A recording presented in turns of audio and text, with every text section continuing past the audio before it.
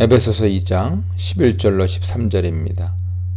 독자들이 선한 일을 위해 부름받았다는 사실을 설명한 후에 바울은 독자들의 과거와 현재, 신분 및 상태를 대조하며 설명합니다.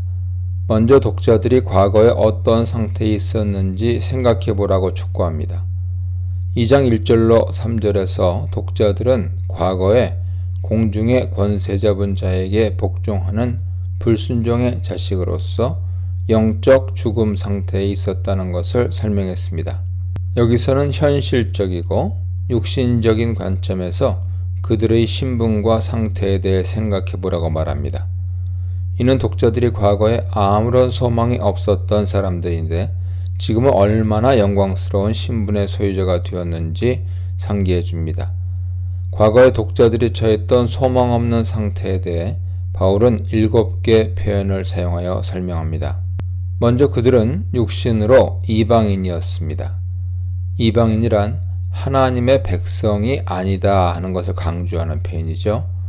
여기서는 육신으로는 이라는 표현을 함께 사용하는데 이는 지금의 영적 신분과 차별하는 것입니다. 육신적이고 혈통적인 관점에서 유대인은 하나님의 백성으로 여겨졌고 종말론적인 구원의 은혜가 약속된 특별한 신분의 소유자들이었습니다. 그 특별한 신분은 할례로 표시되었죠. 유대인들은 언약 백성임을 상징하는 할례를 받은 자들이었지만 유대인들은 그렇지 못했습니다. 그리스도 밖에 있었다는 것은 메시아를 통한 언약의 혜택을 받을 수 없는 자들이었음을 의미합니다.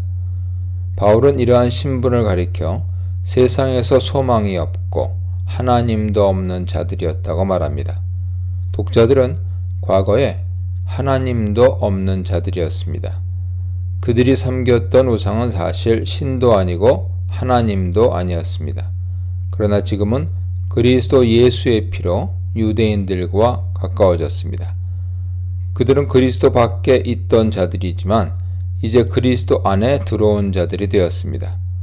독자들이 이러한 사실을 생각하고 기억한다면 자신들에게 주어진 거룩하고 의로운 삶에 대한 책임이 얼마나 막중한 것인지 깨닫게 될 것입니다. 14, 15절입니다.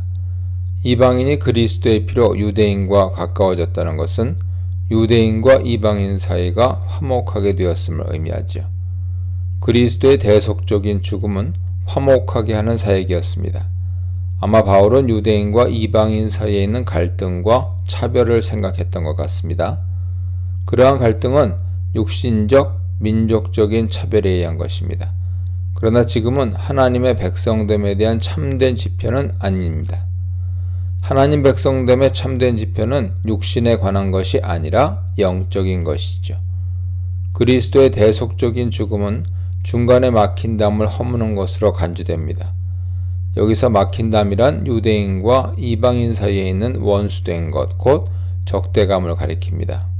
예수의 죽음을 막힌 담을 허무는 것에 비유한 것은 예수의 죽음을 돌로 지은 예루살렘 성전의 파괴를 상징하는 것으로 묘사했던 요한복음 2장 19절과 유사합니다. 예수의 죽음이 옛 성전인 돌 성전을 허무는 것이라면 그의 부활은 새 성전인 교회를 세우는 것이죠. 예수께서는 죽음을 통해 적대감을 허물어내고 화평을 세우셨습니다. 그것은 육에 속한 질서를 허물고 영에 속한 질서를 세우는 것과 같습니다. 따라서 바울은 예수의 죽음이 율법을 폐하는 것이라 말하지 않고 법조문으로 된 계명의 율법을 폐하는 것이라고 말합니다. 이것은 율법의 외적이고 형식적인 측면이 폐지된 것이지 율법이 의도했던 영적 목적이 폐지된 것은 아니라는 뜻입니다. 즉, 동물 제사는 폐지되었지만 죄 씻음에 관한 원래 목적은 그리스도의 대속적인 죽음을 통하여 완전하게 성취된 것입니다. 16절입니다. 그리스도의 대속적인 죽음은 유대인과 이방인 사이에 화목만을 가져온 것이 아니라 하나님과의 화목을 가져왔습니다. 유대인들도 육신에 있었을 때는 하나님과 화목하지 못했습니다. 원수된 것은 유대인과 이방인 사이에만 있었던 것이 아닙니다. 죄 아래 있는 모든 인간들과 하나님 사이에도 존재하죠. 그러나 그리스도는 자신의 죽음으로 적대감을 제거하고 하나님과 인간 사이를 화목케 하셨습니다. 17, 18절입니다. 예수께서는 우리의 죄를 위한 희생제물이 되셨을 뿐만 아니라 평안의 복음을 선포한 선지자가 되기도 하십니다. 바울은 예수께서 먼 데 있는 이방인에게도 평안을 전하셨고 가까운 데 있는 유대인에게도 평안의 복음을 전하셨다고 합니다. 이것은 종말론적인 구원 복음에서 유대인과 이방인 사이에 차별이 없음을 설명하는 것입니다. 종말론적인 구원은 육에 속한 것이 아니라 영에 속한 것이기에 할례와 같은 육신적 구별은 중요한 것이 아닙니다. 하나님의 한 성령 안에 있는가가 더욱 중요하죠. 유대인이나 이방인이나 복음을 듣고 세례를 받을 때 그들은 동일한 성령을 선물로 받았습니다.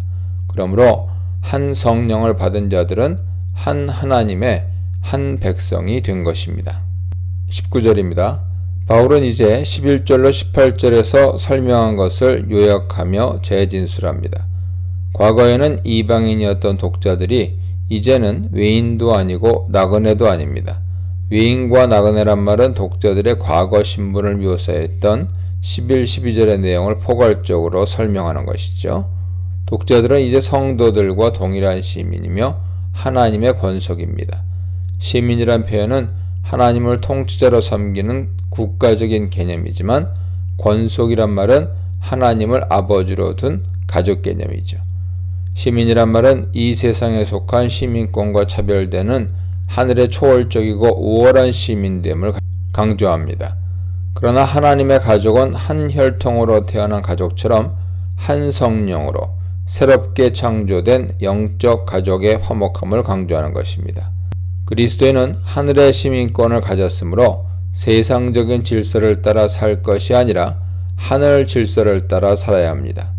하늘 질서를 따라 산다는 것은 혈통과 민족을 따라 차별하고 서로 적대시하는 것이 아니라 모두 한 성령으로 화평을 이루며 사는 것입니다. 그리스도인은 어떤 경우에도 세상에서 분열과 갈등을 유발하는 자가 아니라 화목케 하고 화평을 세우는 자로 살아가야 합니다. 20절로 22절입니다. 바울은 마지막으로 그리스도인의 새로운 영적 신분을 성전에 비유하여 설명합니다. 그리스도는 성전의 모퉁이돌이고 사도들과 선지자들은 성전의 기초와 같죠. 그리고 각각의 그리스도인들은 그 위에 세워져가는 하나의 벽돌과 같은 존재들입니다. 성전은 모든 벽돌이 서로 밀접하게 연결되고 붙어 있어야 튼튼해지죠. 벽돌이 제각각 떨어져 있다면 그 건물은 쉽게 무너지고 말 것입니다. 성전에 대한 이러한 설명은 다양한 신분과 계층과 문화적 배경에서 온 성도들이 하나가 되고 일치되는 연합과 화목을 강조합니다. 바울은 또한 성전을 하나님이 거하시는 처소로 간주합니다. 이것은 교회의 거룩함을 강조하는 것이죠. 하나님은 거룩하고 흠없는 성전에 거하십니다. 성전은 성령 안에서 그리스도 예수 안에서 지어져야 합니다. 성령과 그리스도는 성전의 정체성을 드러내죠. 우리는 성령의 인도하심을 따라 살고 그리스도의 복음 안에서 성장해야 합니다. 가깝게 한 십자가, 담을 헌 십자가, 하나님께 나아가게 한 십자가에 대해 묵상해 보시기 바랍니다.